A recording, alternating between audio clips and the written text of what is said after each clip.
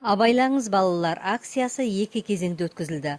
Алғашқысы тамыздың 20 мен 30 аралығында өтсе, екінші кезеңі қыркүйектің 1-нен басталды. 10 күндік акцияның барысында жол сақшылары қалада көшелеріндегі жолда жүру тәртібінің қалай сақталатындығын бақылады. Бұл акция жаңа оқу жылы басталуына орай қала жолдарындағы балалардың қауіпсіздігін қамтамасыз ету бағытында өткізіліп отыр. Сонымен қатар осы акцияның аясында жолаушы сенің балаң атты шарада ұйымдастырылды. Акцияның мақсаты көлік жүргізушілері мен жолаушыларды балалар жарақатына жол бермеуге шақыру, осы мәселеге назар аударту.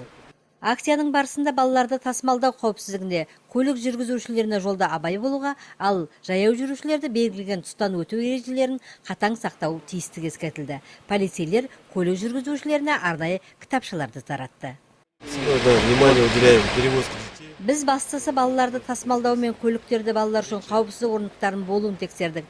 Жолаушылардың жолдың белгіленген тұсынан ғана өту ережесі сақталуын бақыладық. Балалардың жол апатын алдын алу, жол ережелерін қатаң сақталу тек акция аясында ғана емес, күнделікті талап етілетін мәселе.